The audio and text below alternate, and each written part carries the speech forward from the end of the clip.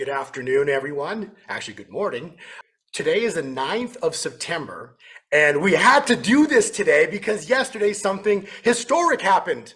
The Queen of England passed away.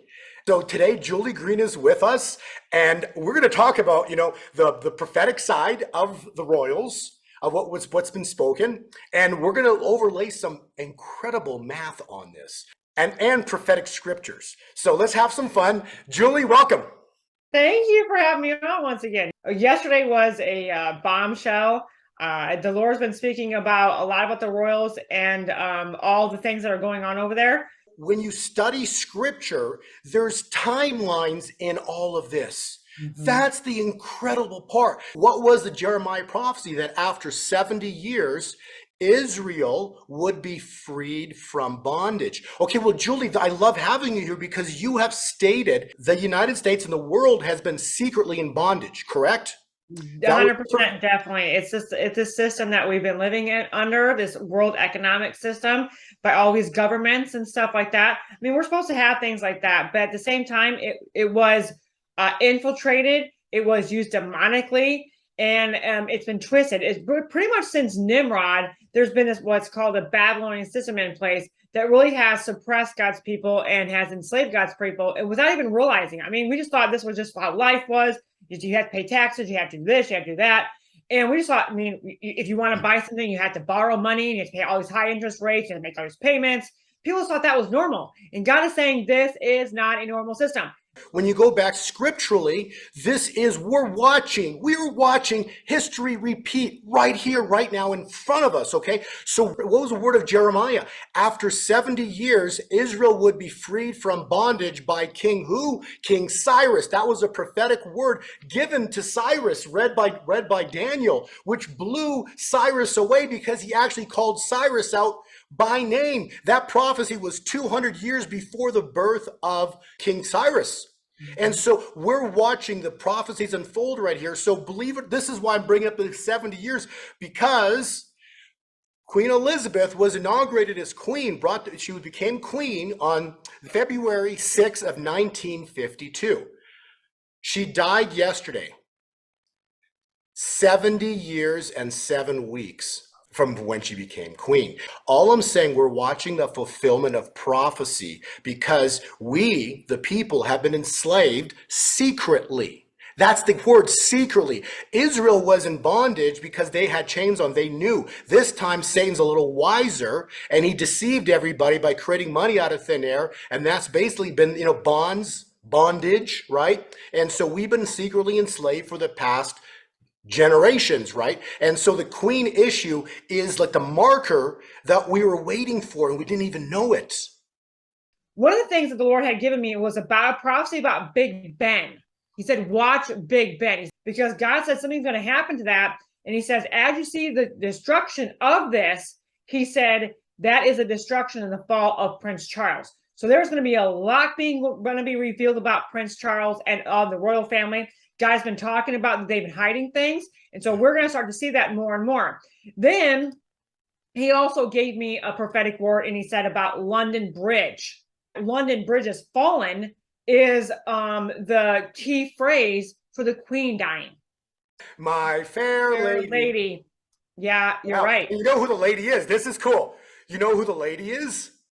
It's the harlot. That's talked about in Revelation, the prostitute that has run the world.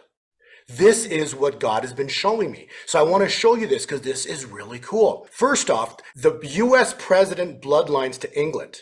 Do you understand that every single president of the United States except 2 have a bloodline to King John of England? Every single president except Trump and Martin Van Buren. Those are the only, yes. A high school student actually put this together, and it's been verified over and over and over again. Every single president has a bloodline to King John of England. Wow. So you have to understand the power of what this is. And then the next slide here, I've had this on my PDF slide presentation for, I think, a year or 2 now, like a long time. But this basically talks about the fall of the harlot, Revelation 17. And so I saw a woman, a harlot, sitting on a scarlet beast that has full of blasphemous names, and it had 7 heads. The 7 heads, that's basically, in a nutshell, the church, the family, education, government, entertainment, media, all controlled through what? The finances. So those are the 7 hills. Everything as you know it is about to flip on its head, just like Christ walked in the temple and flipped the tables on the who? The money changers, because he knew that they were the root, because they loved money, and knew they were the root of all evil for the next 2,000 years. And so the bloodlines to the king, all the way back to England, show a clear illustration of how England has secretly controlled the United States. People can do these are factual things. And through the money system, you can do the research and you can find out that your taxes go back to England. Okay. What? So yes, this is what's been going on for generations. So we've been paying back a debt to England. The United States is a bankrupt corporation.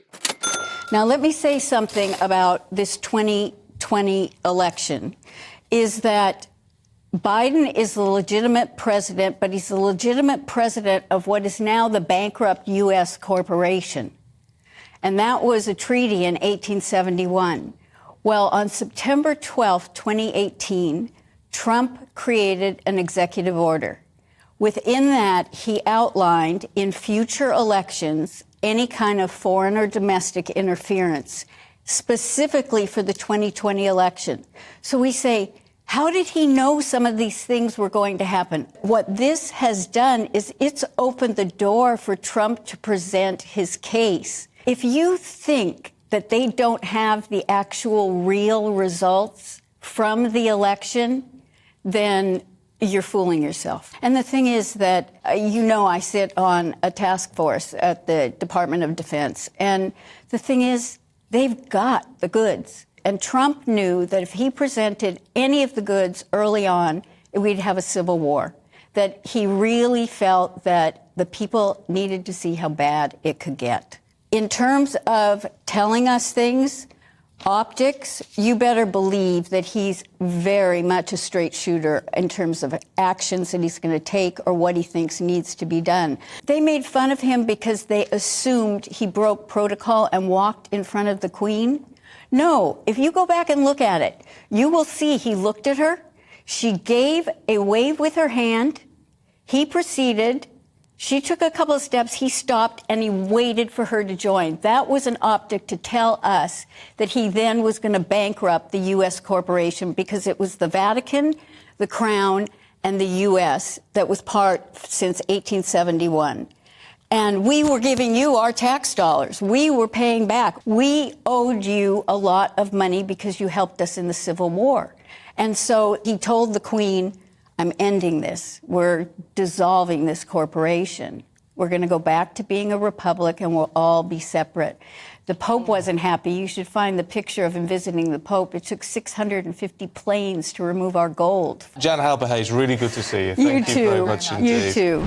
The bloodlines to the king, all the way back to England, show a clear illustration of how England has secretly controlled the United States. People can do these are factual things. And through the money system, you can do the research and you can find out that your taxes go back to England. Okay. What? So yes, this is what's been going on for generations. So we've been paying back a debt to England. The United States is a bankrupt corporation.